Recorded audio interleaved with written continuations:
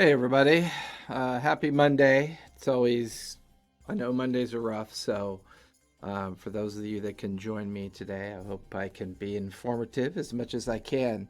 Um, Last week, I believe I had promised some information in regards to encounter building. Um, Interestingly enough, the fun part about encounter building is that depending on how you scale when you play your game, or even if you're not playing this game, if you're playing any particular RPG game, the really the method that I've always used for many decades of playing this game, even though I was not a very good student of math, like a learner of math, I definitely know how to use it as it equates to my encounter balancing.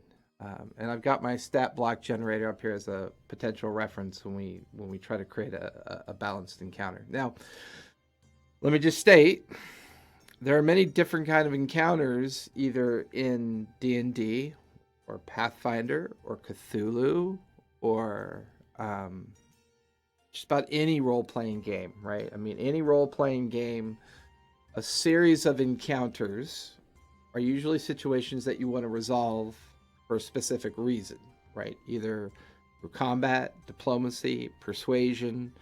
Puzzle encounters aren't necessarily specific to a specific type of game. You can have puzzle encounters in any kind of game. Now, because I run like 5 D&D campaigns, I'm a little centric on D&D, but this same balancing method could be used across multiple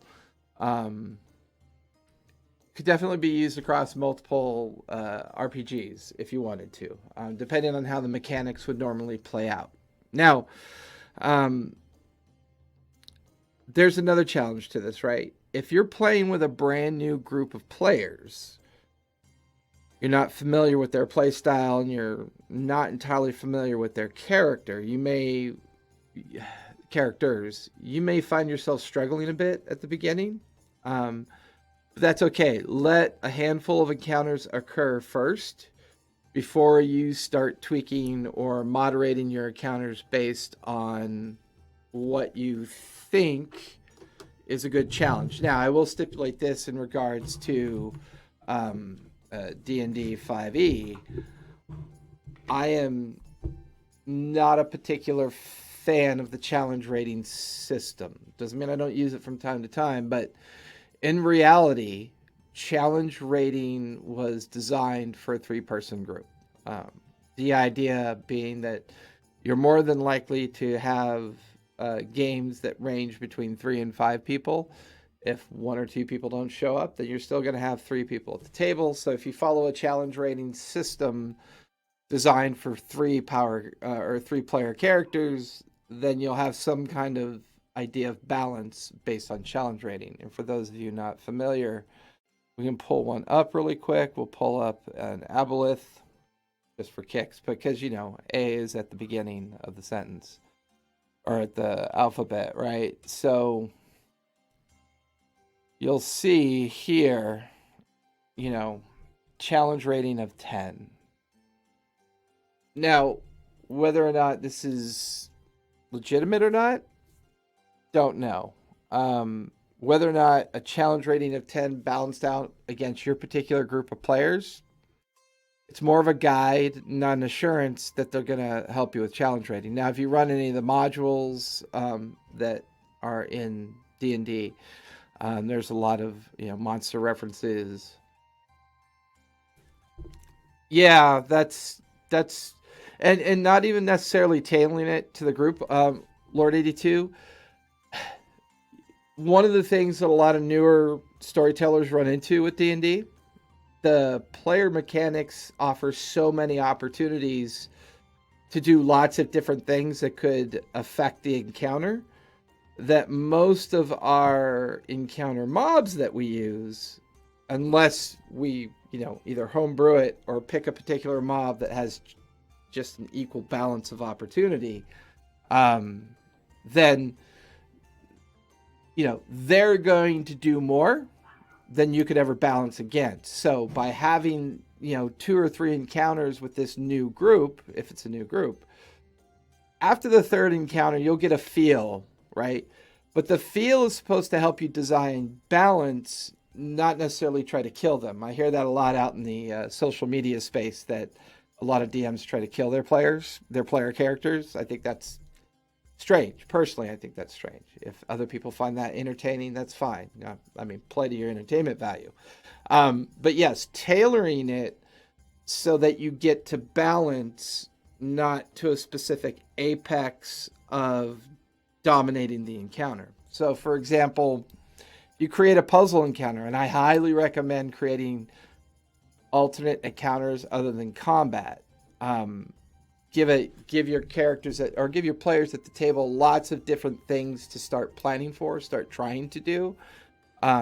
This also allows for players that maybe aren't really enthusiastic about combat to begin to feel involved, because they can use other mechanics of their character to resolve an encounter, right? So like a diplomacy encounter, or a persuasion encounter, or an intimidation encounter, or a puzzle encounter.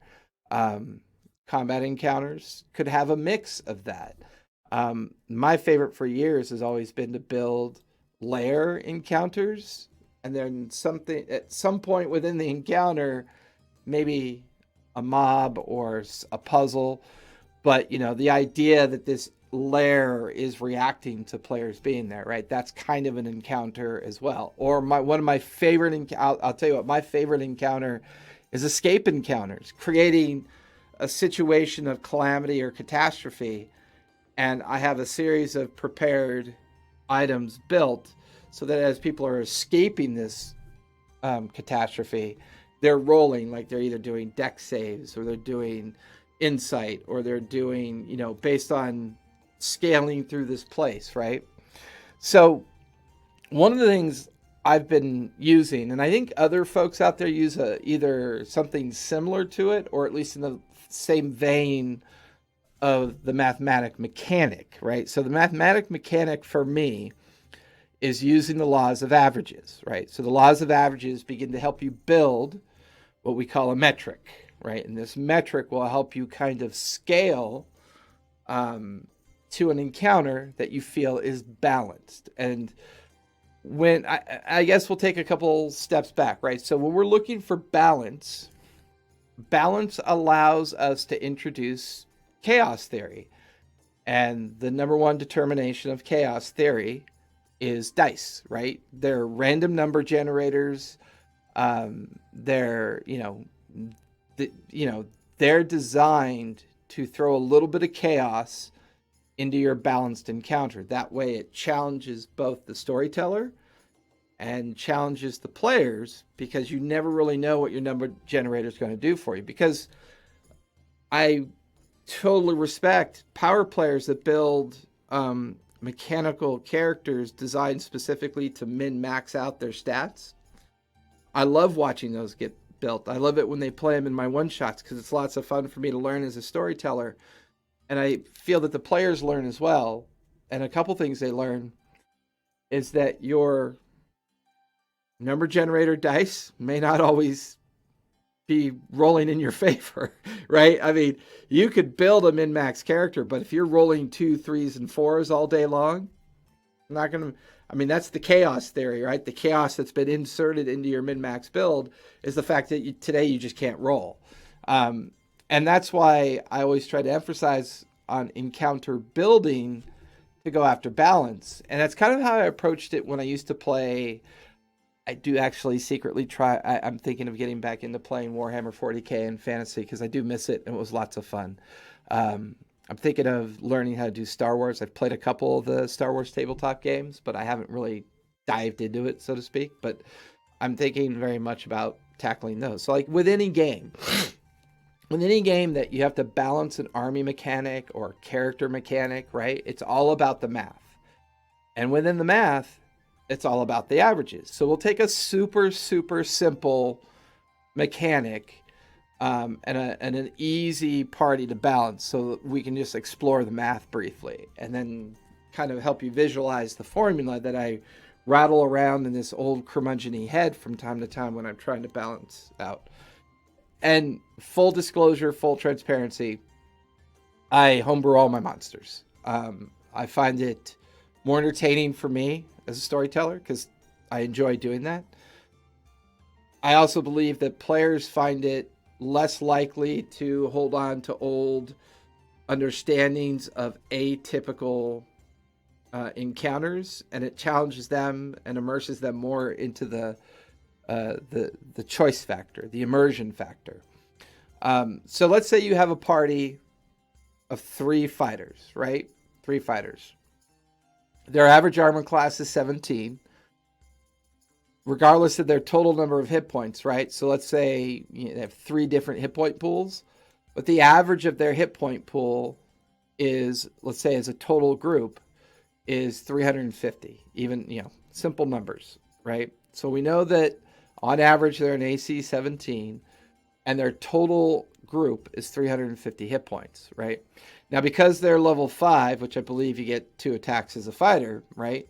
For all intents and purposes, that's 6 attacks, right? They've got 6 attacks. Whether or not they use them or not is irrelevant because we're just trying to figure out the encounter balance, right? So we look at the DPS, or damage per strike, damage per second, damage per whatever people want to call it, right? I know there's a lot of acronyms for that out there, but I always call it DPS, damage per second, or damage per strike, because of my old MMO days and how we used to look at the formulas for those and try to build these really cool builds in all the different MMOs we used to play.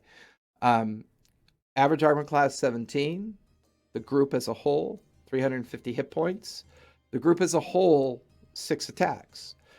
Now, if you were to take all the damage output per individual, add that up, divide it by the 3 players, you get your average damage output, right? So then you can take your average damage output, right? Look at the number of attacks, and then you can create a calculus that says, okay, if they have a total of 6 attacks, and their average damage output is 12 points, right? 6 times 12 means that on average, per round, per combat encounter round, they're going to average 72 hit points of damage, right? So that's just, it's a clean number. Obviously, it could be more convoluted because of bonus action and other things, right?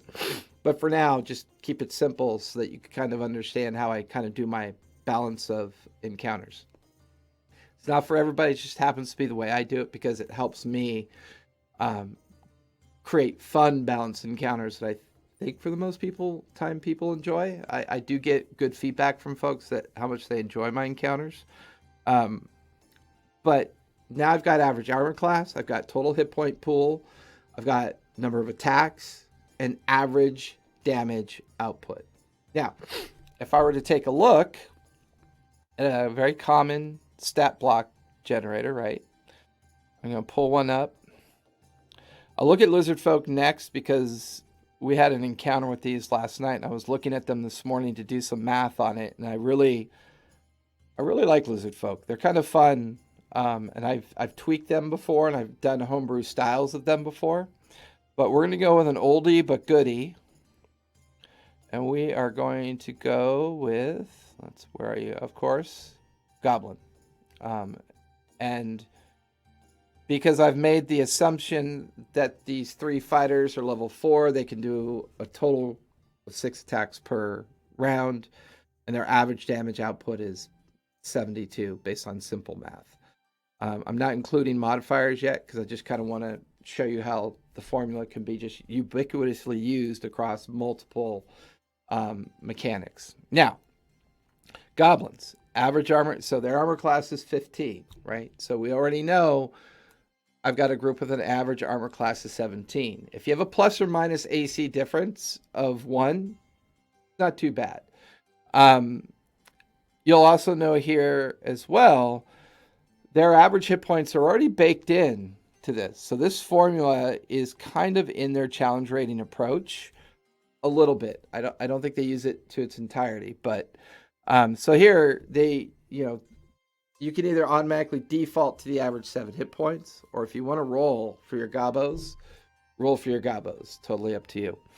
Um, what I tend to do is if the encounter is feeling soft towards the monsters, I automatically max out the monster hit point average because I find that that's a really safe way to give the monsters a bit more balance without having to tweak too much, right? So if your average armor class here is 15, right? And we know they get one attack, either melee or range. They only get one attack. So what does that tell us? Well, it tells us that a party of, 3 fighters with 6 attacks, right? An automatic numeric balance would be perceived to say, okay, well, let's balance their attacks. Well, not really, right? It starts to help. Hey, Kata, how are you?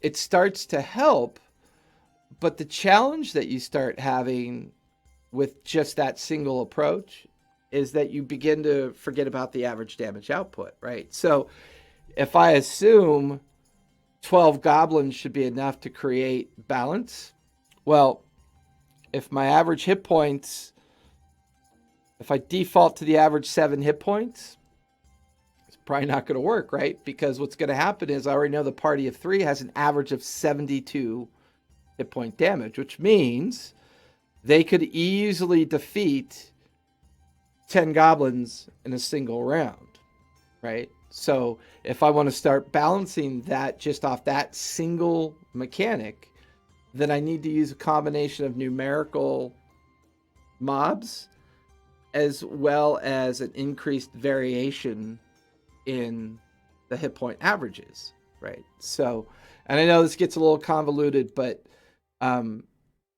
it's funny. We always seem to have challenges adding up dice when we roll them because that's freehand math. If you're a storyteller, this is preparatory math, right? This is a way you can just use a very simple formula to make the common mechanics as close to balance as you can. You're never going to be able to do that because in some of the character variations, they account for chaos theory and they account for mistakes and they account for the challenges that you may be throwing at them. Having my son play a sorcerer has taught me a lot about building encounters to consider sorcerers into balances, especially because they can buy back their spell slots. So if you have a bell curve of spell slots and you're trying to balance an encounter against a spell using group, sorks begin to kind of give you a sino wave, or not a pure sino wave, but the dirty sino wave, right? Where they start to use their spells. If you're a wizard, it's a declination, and you're going to eventually bottom out as a wizard. As a sork, you start using it, and then you start to come down, but then, boop, you buy some back, and boop. Yeah, I mean, you could go up to 30, right? And that's going to give you a hit point pool of 210 total hit points, right? Now, to create balance against 3 heavy AC fighters who have a pretty, 350 hit points, and they're dealing an average of 72 damage as a group. Initiative will help, right? If their initiative is so random that they can't concentrate the average, that will always help. Once again, it's a random number generator. If you're using initiative rolls, I know lots of people use initiative differently. In the old days, I used to use people's decks as the initiative roll, right? So you never really had to roll. I would just say, okay, what's your dex, what's your dex, what's your dex, what's your dex, what's your dex? And then I use dexterity as a way to line everybody up, and boom, off to the races you are. So I really didn't start using initiative again until 3.5. And then I started obviously using initiative more in 5 because the rolling thing I think makes players happy, and I like happy players. So I felt the randomness of that goes back to helping out the balance of the encounter, right? The other thing is, like you're saying, split the goblin horde up because, and I'll do another. Hey Cosmai, how are you? I'll do another chill session where I talk about smart monsters. And there's a and folks, yeah, I wasn't sure because I'm always going off of everybody's Twitch handles.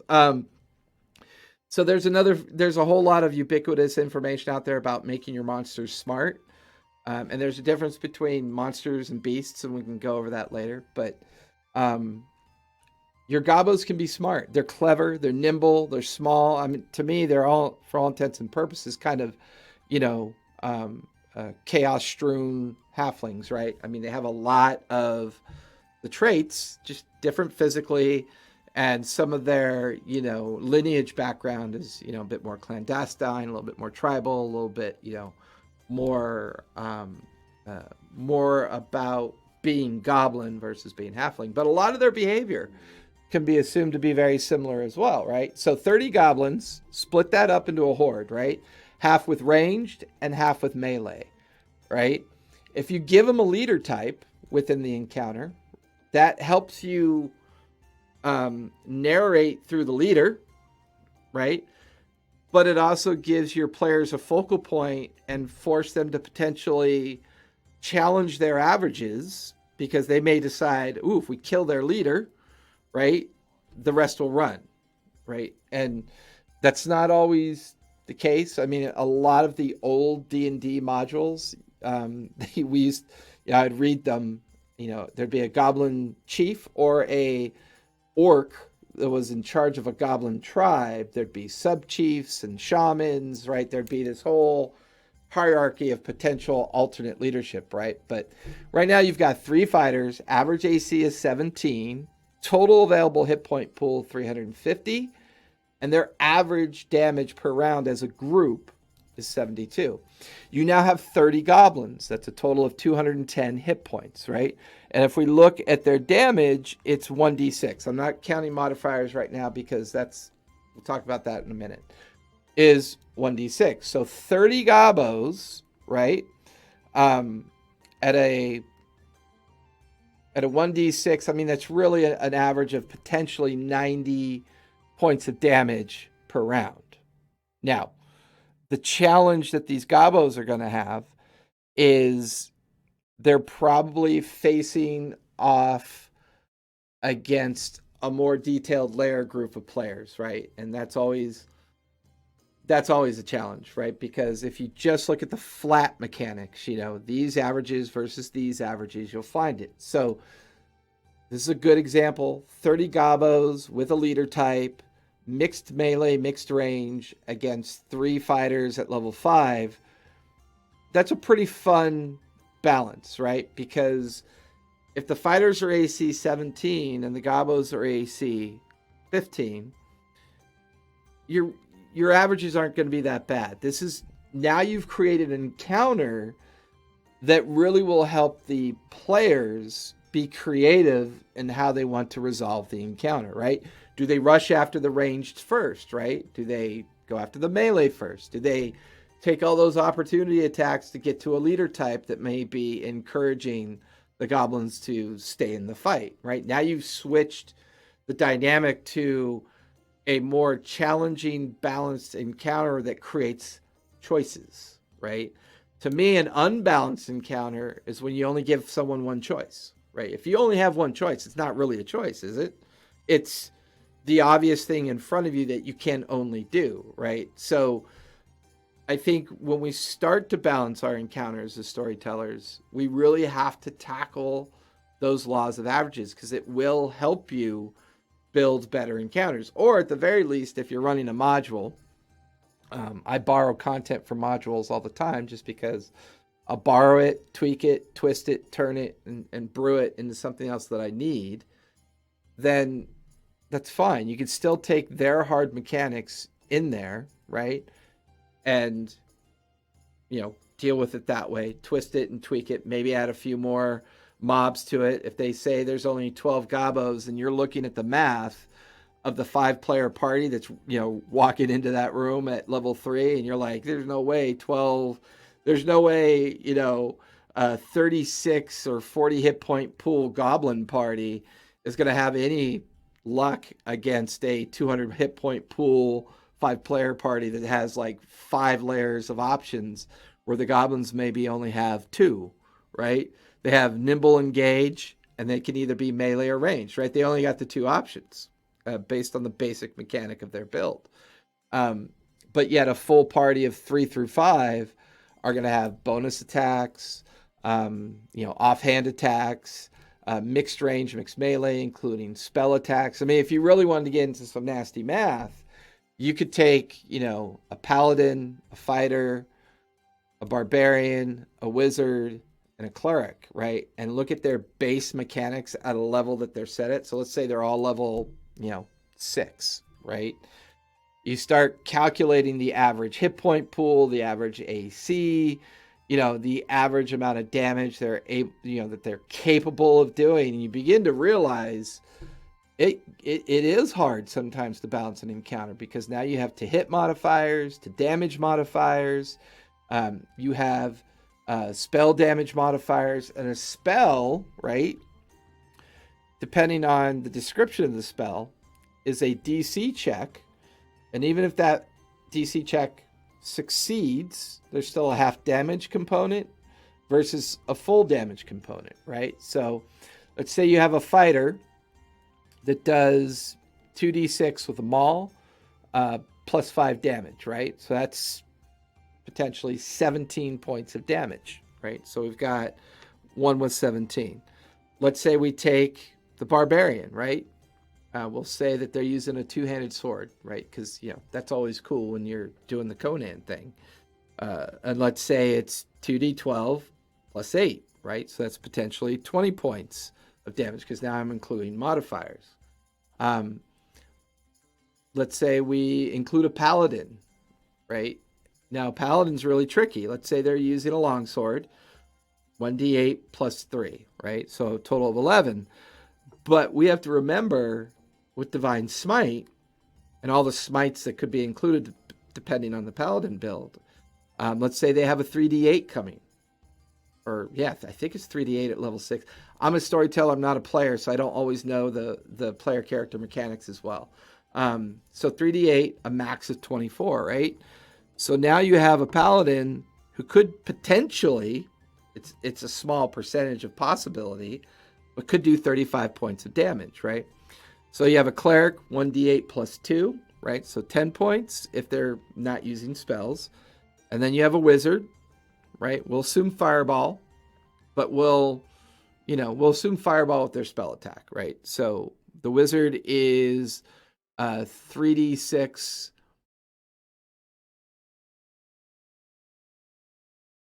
Oh yeah, I'm totally for that. If you have it's like, if you're a fire-based tiefling, right, and you get hit with a fireball, and you make your dexterity save, that automatically halves it. If you're resistant to fire, then it halves it again.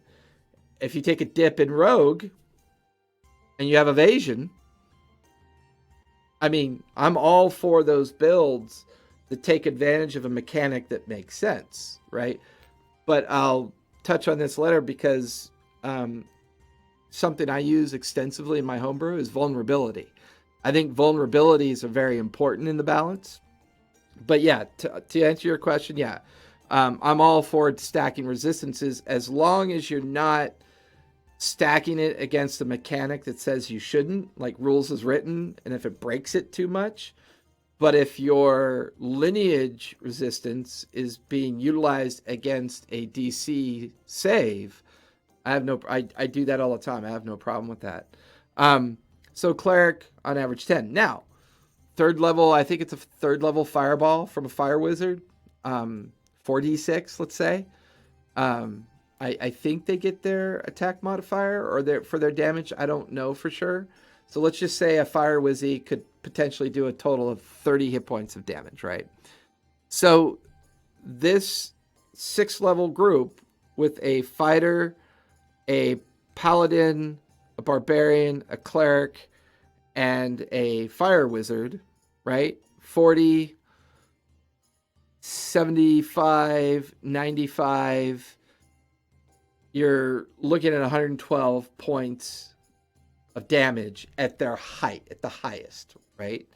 So, 5 into 125, which means you are now doing an average.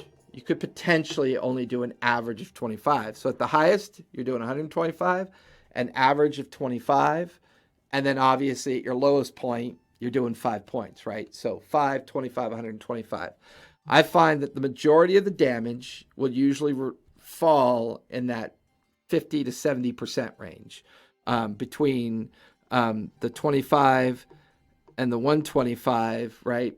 The group's probably going to average about 70 hit points of damage at level 6 as a group of 5, right? So once again, depending on what they're going up against, the only true chaos factor to trying to balance out this encounter is the fact that the dice are random number generators. Now, what affects the random number generator, right? The D20, right? The infamous D20. Well, if the Paladin has a +8 to hit and the Goblins have a +2, chaos factor is completely negated, right? So there you know that a group of 5 individuals at 6th level, a Goblin's just no longer a challenge. Could you build a Goblin encounter that's just short of a massacre? Maybe, but is that really going to offer your players the challenge that they want? Now, back up to Lord 82's point. Now, with this group, do you take it up to 50 goblins, right? And let's say they have a leader, a shaman, and a hierarchy of organization. So just because the group is level 6, don't leave your goblins on the shelf. Change the nature of the size of the encounter to give the players that balance that they're looking for. And with the goblins being armor class 15 and the average AC of the other group is maybe 17 or 18, I'm not doing the math on that right now. Once again, your AC difference really isn't that bad yet, right? The main detriment to the balance of the goblin versus this group is going to be the modifiers, right? A +2 versus an average of +8 to hit. That's a 4-fold increase of the averages to hit. So maybe, bump up the goblin from a 14 dex to a 15 dex, and suddenly their AC is 16. And then, as far as you could tell, now you're using some, the lineage mechanics to create that the top end of the bell curve balance, right? Because if the players are bell curve like this, and then the mob is bell curve like that, all the fun's going to be where the two bell curves meet. That's where all the fun's going to happen. And based on how you decline, how the declination occurs, is, going to be your narrative as a storyteller. Either they're wiping out the gobos, or the gobos have gotten lucky on the rolls, and the player characters are now being pushed to make more challenging choices to win the encounter. Hey, Weary Warlord, how are you doing? This kind of goes back. This brings up an interesting point. So we have mechanics, averages, looking at the average, looking at the numbers. You could also follow the old school of, how this works, right? You want to do some damage, throw at a dragon, right? But here's the problem. Like me and my buddy Kevin talked about, the 5e dragons really aren't as fun as they used to be for when I used to use them back in the day. So I even homebrew my dragons. All my dragons kind of follow the context of, being to a certain degree, like the reds and certain ones have spell casting abilities, because that just makes it fun.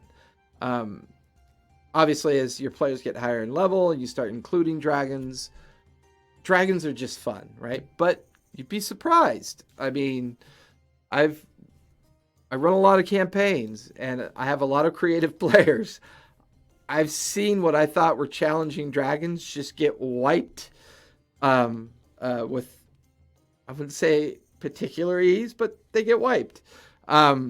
Which is why, another way to balance your encounters is the layer effect, right? The idea, if your players are taking on a particularly difficult, balanced encounter, a way to maybe bring up the balance a bit is to have a layer effect. which, default initiative 20, and then something kicks off every round to kind of just include that balance that you might need.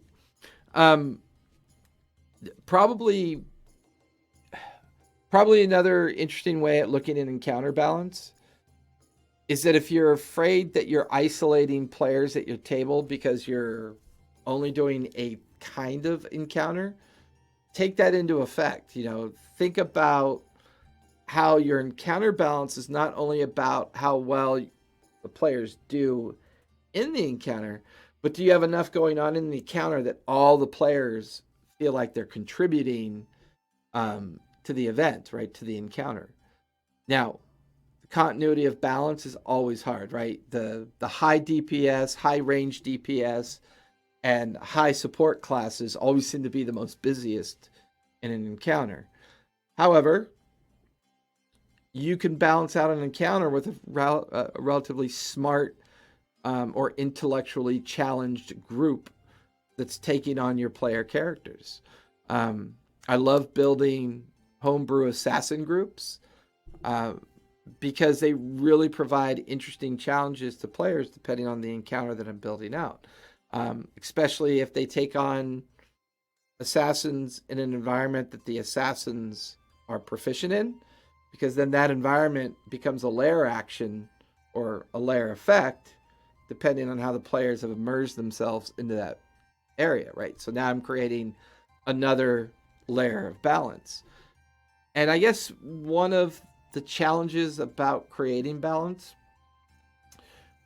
are we creating balance so that as a storyteller, we have more options to create things that are more immersive for our players, and therefore it becomes more entertaining, right? The one thing we got to be careful of when we think we're creating balance is that we're not making it too easy or too hard, because in a campaign it can be a little unforgiving. TPKs, they happen. I seem to believe that when I watch or listen to other storytellers play their games, it almost always seems that they're either too cautious or too aggressive, right?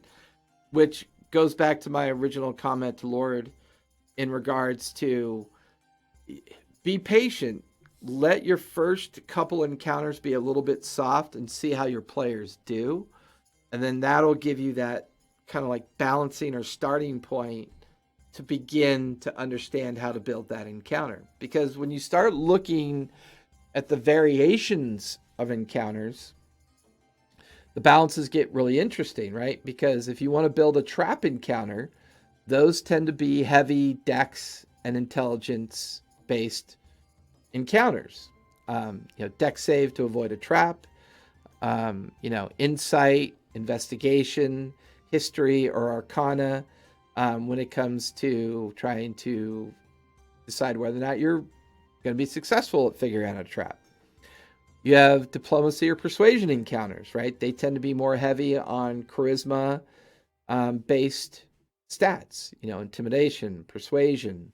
Could be a little bit of either intelligence or wisdom in there, depending on the...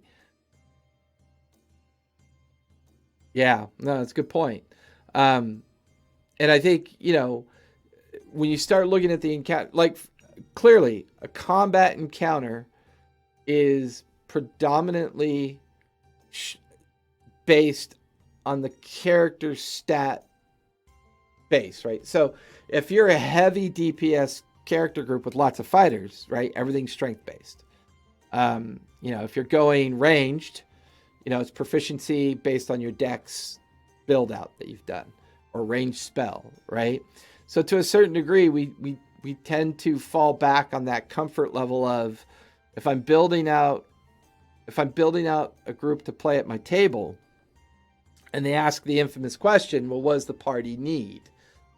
Well, that's tricky, right? Because the more balanced their party is, that actually the easier it is for me to balance encounters, because I can attack the continuity challenge straight ahead and say, okay, they have a perfectly balanced group. The only thing that's going to challenge the table is the randomness of the dice. And if the randomness of their dice are less efficient than the randomness of my dice because of the mob that I've built, right? If I've built a mob that rolls fewer dice, but yet has a higher rate of failure, and they have a 5-person player group that's rolling dice like crazy and having a higher rate of success, I may think mechanically that I've compensated for balance, but the reality is dice are going to always be your generator. They're always going to be your chaos theory. So I would always caution, don't get too hung up on balance, right? It's always easy to be a little forgiving, right, with your encounters. A little less hit points, a little less armor class as you're feeling out this particular group. But I think TPKs are still healthy for a campaign. Also, if you're learning encounters, if you're learning like the turns and, 1 round, 10 turns, 1 minute, 1 hour, short rest, long rest. So, you're learning the mechanics of all the either pre, during, or post details of an encounter. If you're with a newer group and you're a newer storyteller, always err on the side of caution, because you can always get better as the group progresses. If you build an encounter specifically designed at such a high apex of challenge, are they going to want to come back to your table every time to get wiped out? I don't know, right? That's kind of up to you and the players. Wow. So from that perspective, it can be a real challenge. Hold on 1 sec.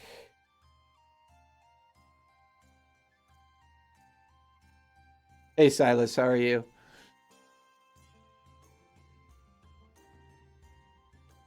Oh, snap. I could hear you on the on the Twitch. Twitch. Yeah, well, yeah, I'm running it through the Academy channel and talk to everybody about encounters. But if I ever get people that jump in and want to chat it up with me, I keep that open so that we can chat online. Turn down your audio though, because it's picking up the feedback. Chat online. Turn down your audio though, because it's picking up the feedback. Yeah. But anyways,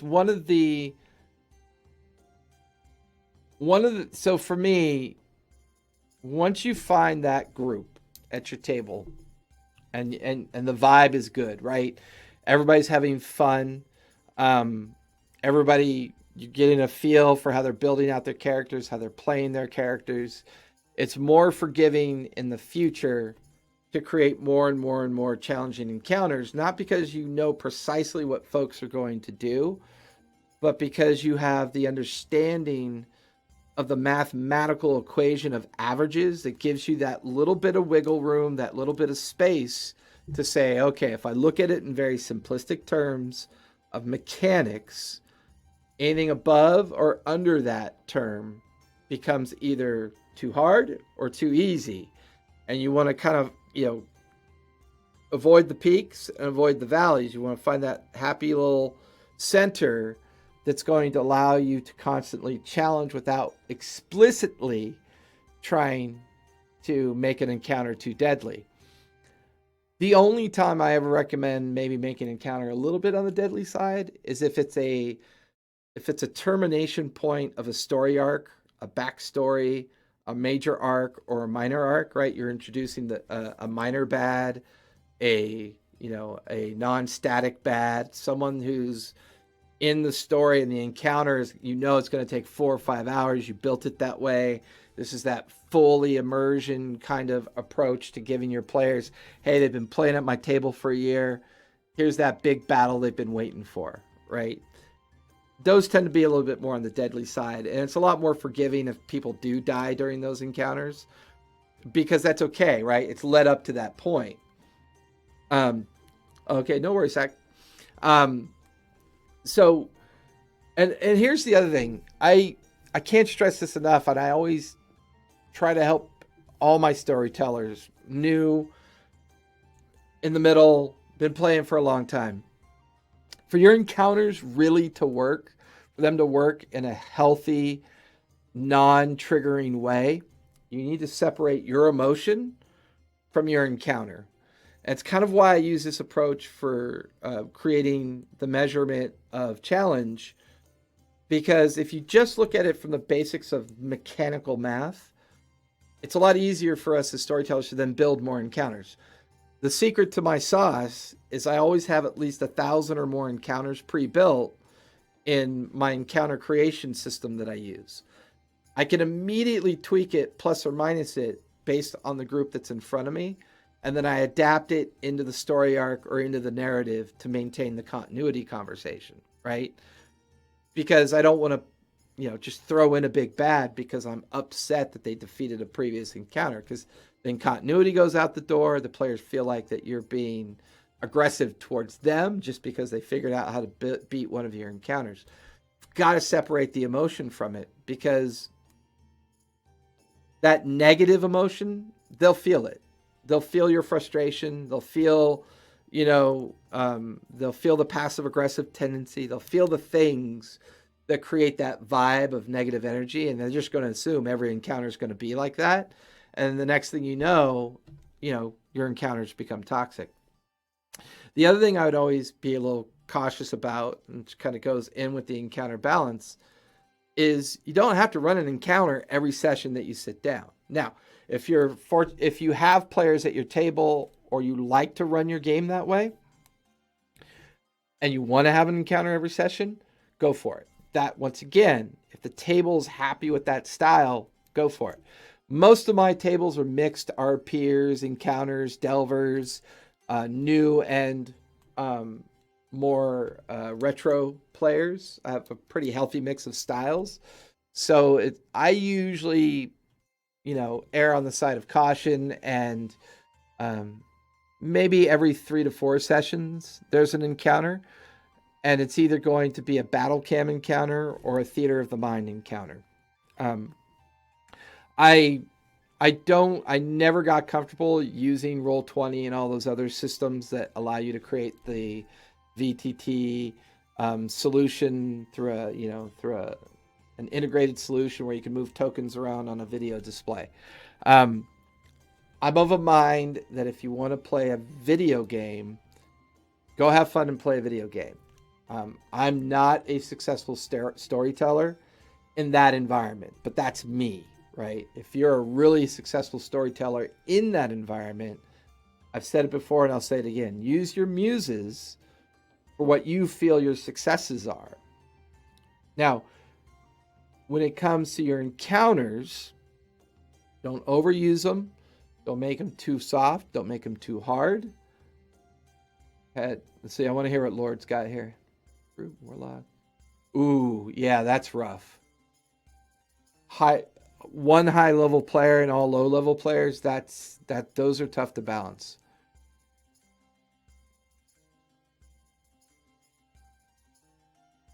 So on that point, I like this, right? So Lord concludes in the chat by saying, "I'm still very mad about the situation." Type out for me really quick, Lord. What triggered the emotion? Was it because you felt that the balance was too tough? Did you feel like maybe something else could have been done to make it so that it wasn't such a lethal encounter, or was this just something that you were locked into and you had to go that route? Because I know, so to this is a really good challenge, right? Because when players do die at your table,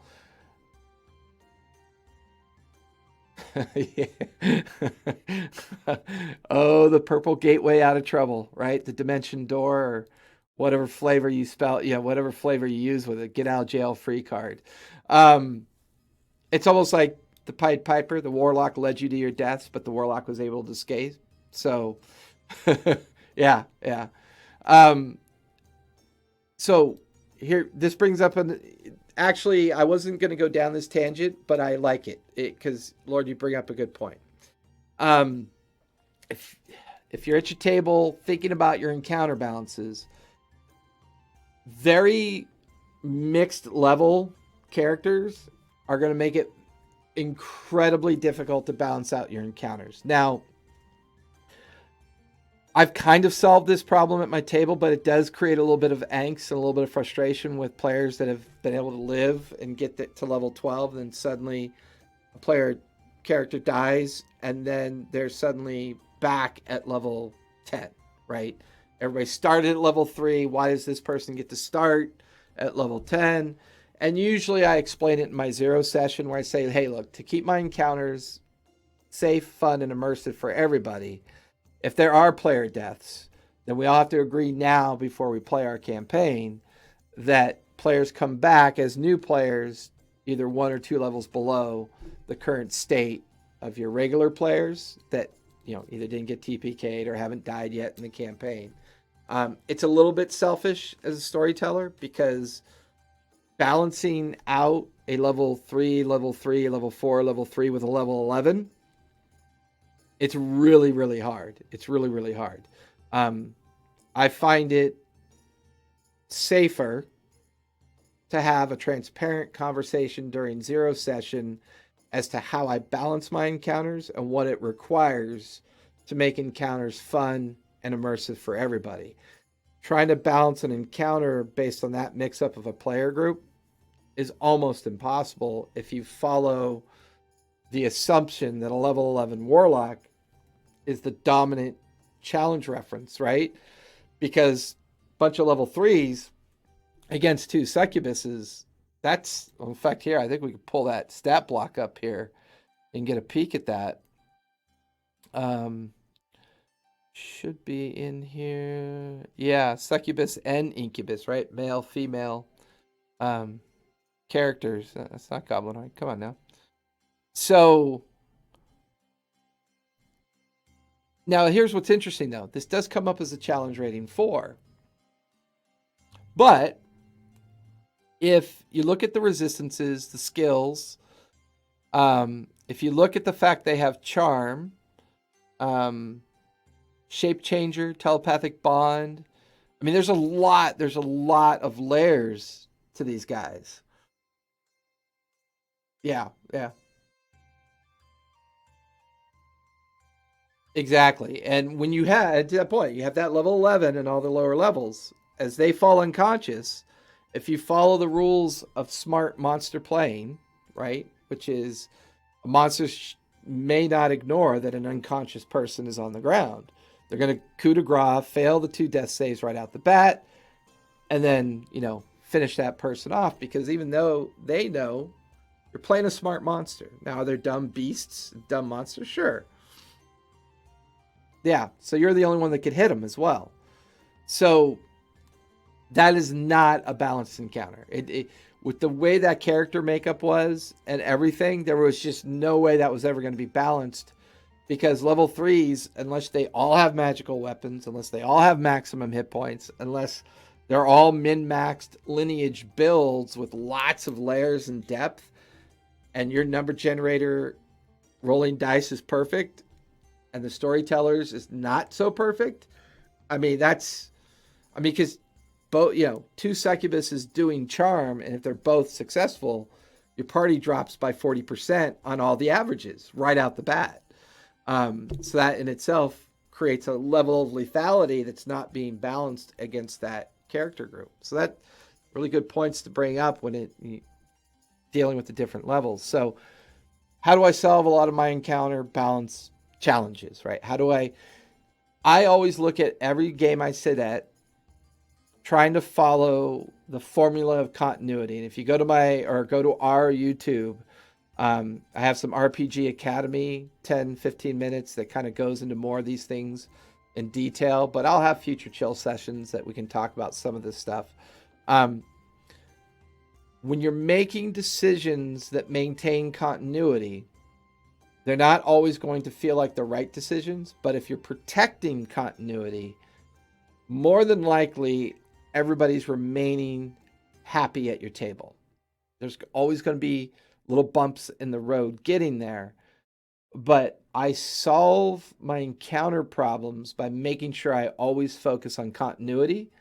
That way, I'm always balancing to the group at my table, and I'm utilizing things like increased mob numbers, a variation mechanics.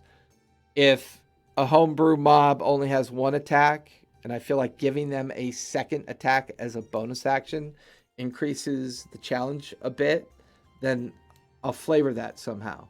I always use leadership hierarchy for the most part if the encounter demands it, because it's a great way for the storyteller to kind of read how it's going. And if I really don't want them to get TPK'd, I really want the story to continue, and I feel like this is just a challenge, it's okay if they run away. Let them run away. Not There's no real winning an encounter. There's merely either defeating the encounter or not defeating the encounter. Now, none of my worlds are static, and that's how I, protect the continuity thing as well. The other thing I do is, because none of the encounters in my world are static, as the characters gain in level, any encounters that I've pre-built, they're doing something else in the world that's allowing them to become better as well, right? So if they run into a particular encounter, and let's say a big bad escapes from that encounter, and then 25 sessions later he reappears, or they reappear, they're not going to be the same person.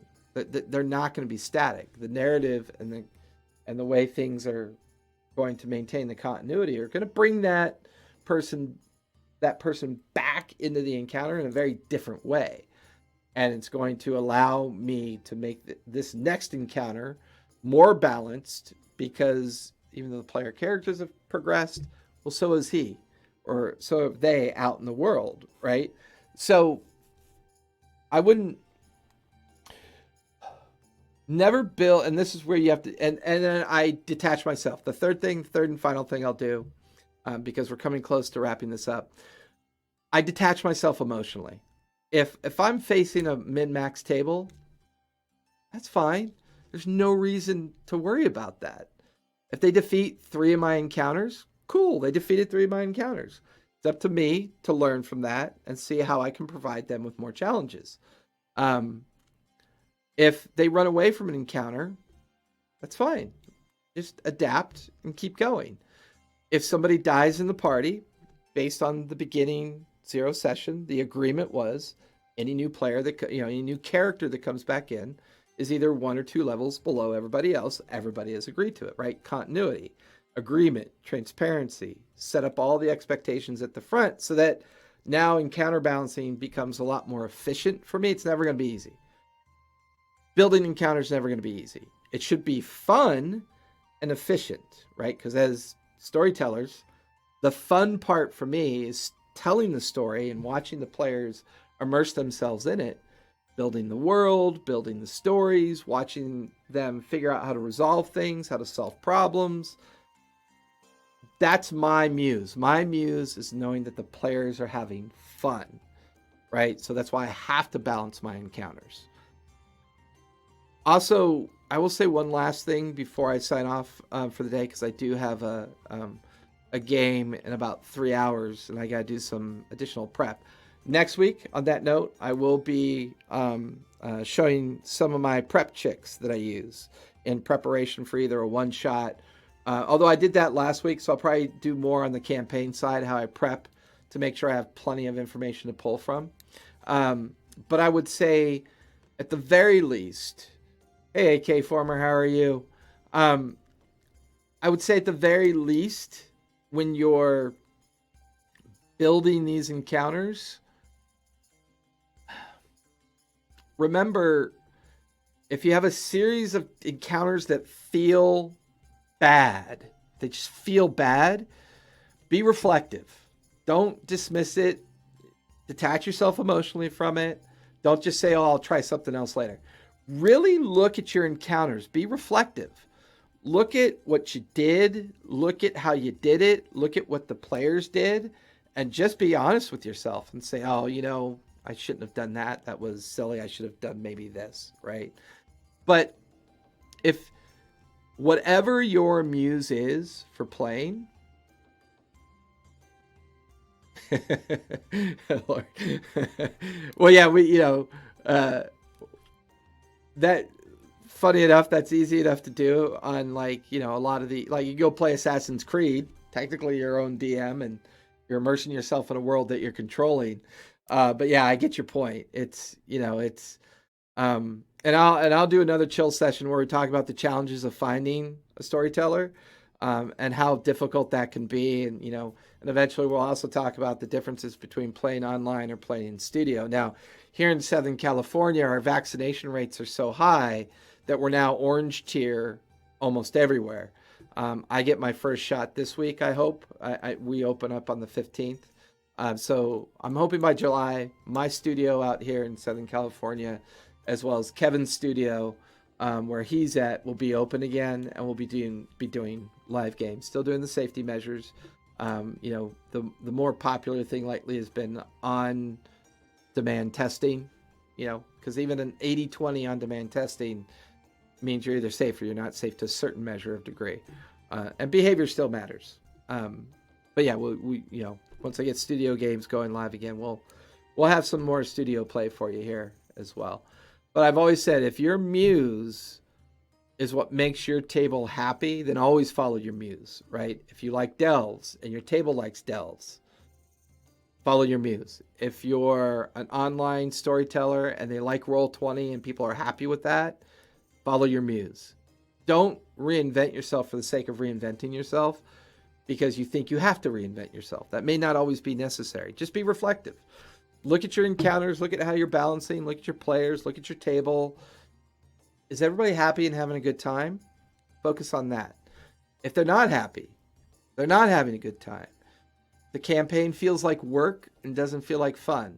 If there's a lot of negative energy or a lot of toxic energy, recalibrate. Just say, okay, guys, or okay, everybody, no more sessions for 2 weeks.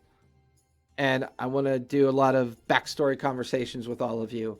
And this is a breather, right? You create that breather and sigh, and then take a self-reflective look. Is it the encounters? Is it your narration style? Is it the way you run your table? Are you so comfortable playing the game to one person that the other people feel left out, right? Being self-reflective is not easy, right? Because you're judging yourself as yourself. But really the best way to grow progressively and become more adept or adaptive is to be self-reflective. It works. It really does. So I will have a copy of this up on YouTube probably in a week, maybe. I've got some more videos going up. We do not have a one-shot this Thursday. We will have a one-shot next Thursday. So if you're a member of the Discord and you see that event up there posted, you'll be a part of the Twitch one-shot.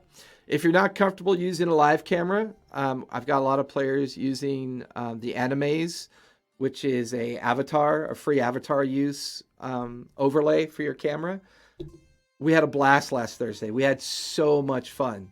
It was absolutely a laugh riot. And my one-shots are teaching events, right? Bring either level 5, 10, 15, or 20 character, depending on the one-shot. I think next week is either going to be another level 15 or or it will be the first level 20 we've run with this new theme. And it's teaching, learning through a one-shot. And it's a lot of just very, a lot of levity, having fun and being silly, but learning at the same time and having a fun 3-hour one-shot session where I think it's usually pretty well balanced. But it's also a great way for me. And I guess what I would say from encounter balancing is that practice running one-shots. They're a lot of fun. They really help people practice with characters that they may never get to use, but as a storyteller trying to balance encounters, great way for you to test how well your encounters will work, right? Because variety of a block of levels, and did I do it right? And it's a lot of fun. And I think a lot of people like one shot. You know what I think your next session should be on? What's that?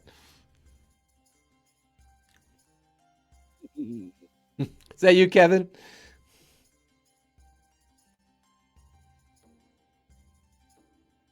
Yep, there's Kevin. So yeah, I definitely think running one shots is cool. And Lord, I don't know if you're already in our Discord or not, but if you want to run online games and you want access to a Discord that you can do that through, we have AvreBot. We have 3 like separate Groovy bots, and we are a developer server, so we our sound and other things are a little bit more on the high end side than the free Discord. So feel free to pop on over. You can find us all the info you need about us down in the about. We'd love to have you run your games on our server because we have, I think we're up to like 8 or 9 games that are being run. Yeah, go down to the about. You'll find our Discord link. Pop on over, and we have plenty of people looking for DMs. In fact, our Tuesday afternoon game, which is Titans Revival, he is one of our Discord members for many months who finally, we had a chat. He wanted to run his own game. And then after a few conversations, we were like, me and Kevin and Enigma were like, hey, you want to run? We've got all these afternoon spots to fill. And, so he runs Titans Revival every Tuesday from noon to 4. Kevin has his Basilica of the Cudgel, World of Greyhawk on Sundays, 6 to 9. I have Age of Arcanum from 7 to 10 on Fridays. And every other Thursday, we have the one shot. Kevin's currently working on Heirs of Anarchy. So if you want to play in a Twitch game, join our Discord, ping Kevin. I think he's under K-Hit, and send in your information to him. That one will be an exclusively online game. And then Tuesday nights, we have Denizens and Their Masters, which is my kind of fun run with the Critical Role content for Exandria and the Menagerie Coast. That one's been running for a while pre-COVID, and then we made the move online. So, every Tuesday nights from 7 to 10, you can catch us there. There are a lot of alt games that are running all the time that people are looking to jump in. I think there's a high school horror game that's going to go off this week on Tuesday. And there's a lot of other interesting and unique RPGs that people are beginning to finally want to play with. So as always, folks, try to stay safe out there. Try to be kind to each other. I know it's not always easy. And if you get a chance, try to play a game. Thanks, everybody. Take care.